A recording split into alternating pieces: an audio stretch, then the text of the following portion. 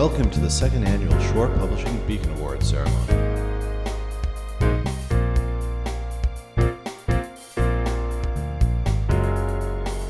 The idea of the Beacon Awards is simple. We asked everyone in our community to nominate someone who had made a difference in their lives. We received an enormous response about dedicated volunteers in our area, and from the many nominations, we chose 15 humanitarians who best represent the volunteer spirit of the community. Let's meet our 2014 Beacon Award winners. Linda Beavers, Clinton. I belong to the Rotary Club of Clinton. Rotary is probably my big umbrella organization that I volunteer for. I also belong to the Lutheran Church of Madison, which I do a lot of mission work there to different aspects of the church. And within the town of Clinton, I have gotten involved in what they call the Pretty Committee. We try to beautify the town. We pick weeds, we prune bushes in the spring, we clean litter. Litter is a big thing. Kim Beckett, Guilford. There are three organizations or three emphases on my volunteer time. One is with special education advocacy here in the town of Guilford. The second is through Special Olympics Unified Sports. I have an intellectually disabled child who is an athlete with the school-based program, and we spend a lot of time working with his team.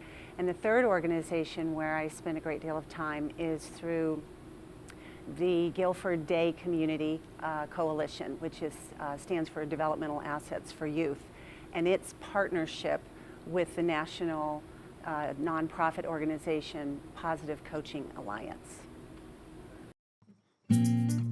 Taffy Bowes, Madison. I work for Madison Youth and Family Services, and our goal, our reason for being, is to provide services and programs and resources for youth and their families in the community. We also have a social services component of what we do, which provides all kinds of financial help and other help for folks. But most of what I have done over the time that I've been here, in fact, all of what I've done over the time I've been here, is work with high school kids and with middle school kids. Fred Brook, Old Lyme.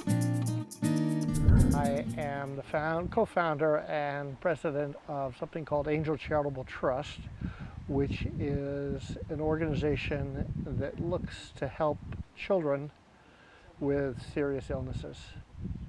In 2002, I swam across Long Island Sound for a young girl, Angel Uline, who had contracted leukemia at age 11. We managed to support her and her family through some of the more difficult times, and as a result of that, I decided to continue to swim for other children up the coast of New England.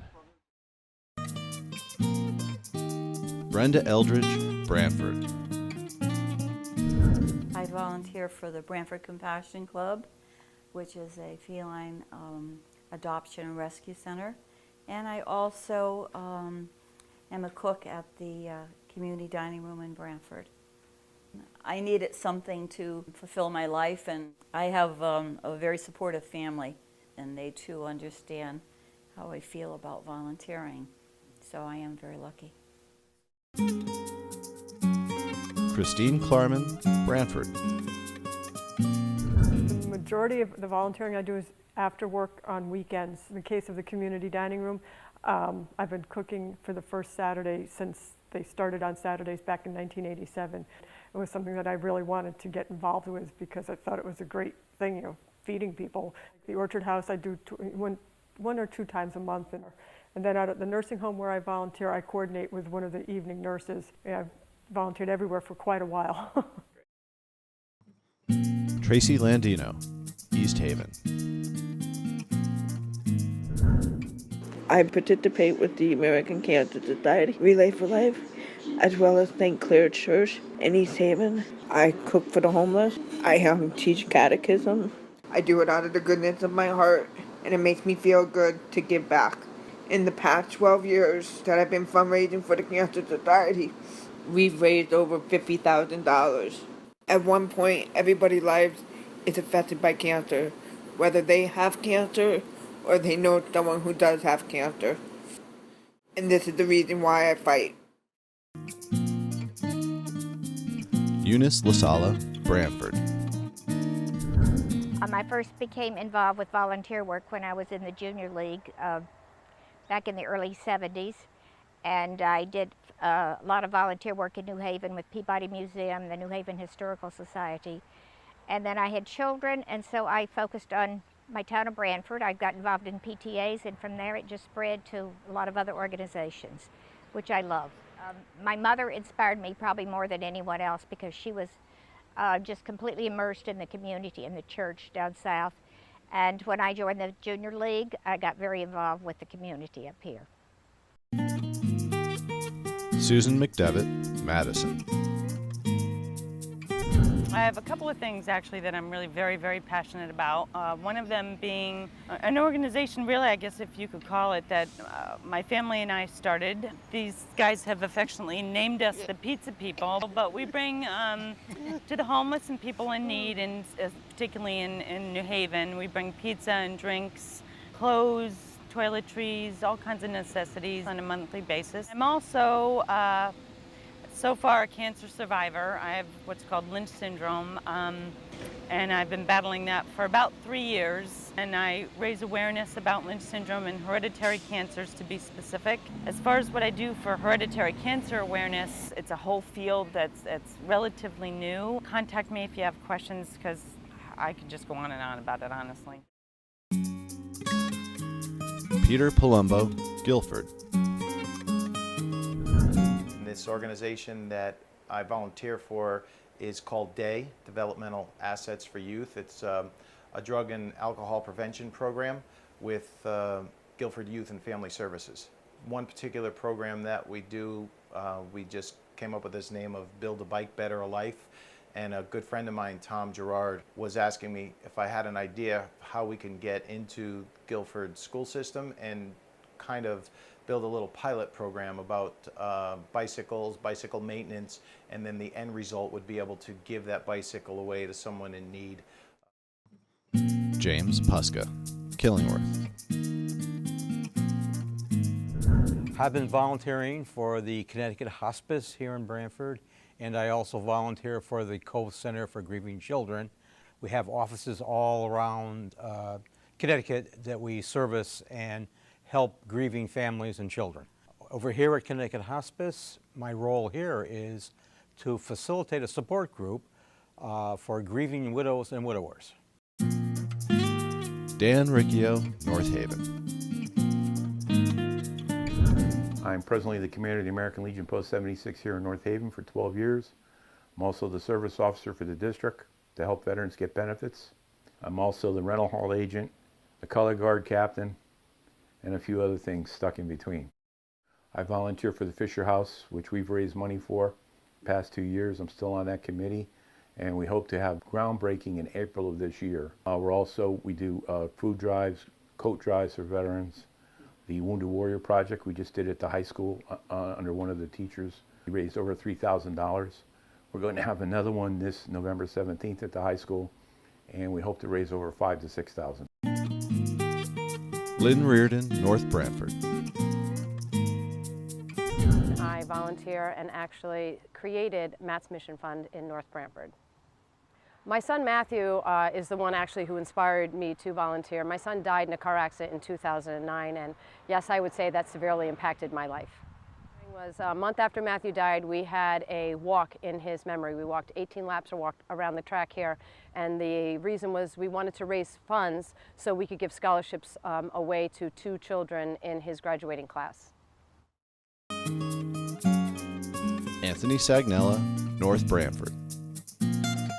I'm the head football coach at North Haven High School, and at North Haven High School our football program has gotten involved in a charity fundraising event each spring where our seniors on the team will select a local charity and try to raise awareness of that charity. And doing so, it will be culminated by playing a inter-squad game where we charge admissions to the game, and all of the money that is raised goes to that particular charity. So being the head coach of the team, I'm kind of the center of the organization.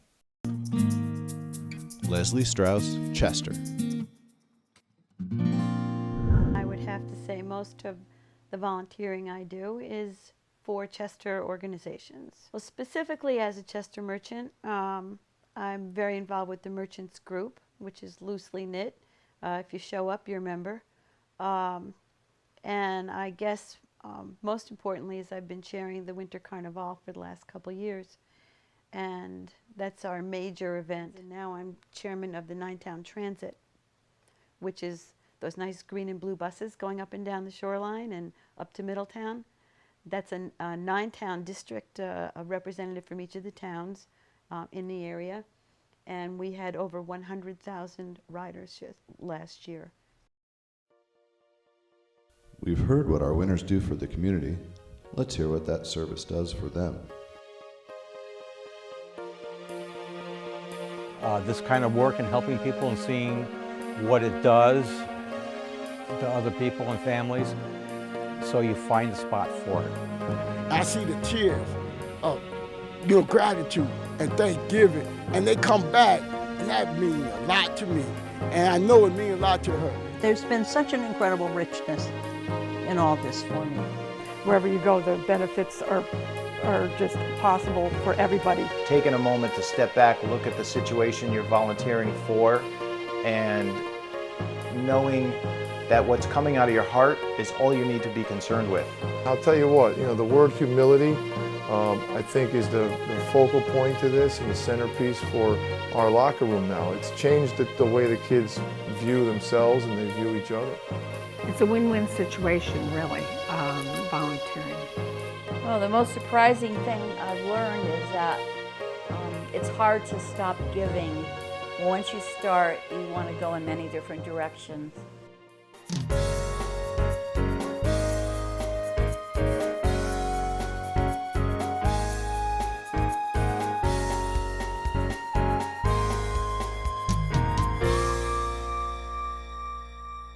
I'd like to thank the Beacon Committee for nominating me as the recipient of this year's award from the town of North Haven. I'm very proud to be a recipient. I'm very humble for this award, and I really appreciate all that you've done and continue to do to recognize people in the community that do good things. I would like to thank everyone here at Connecticut Hospice for always being here and doing what they do. I'd like to thank all the letters that were written for me and everyone that supported this award. I'm quite honored.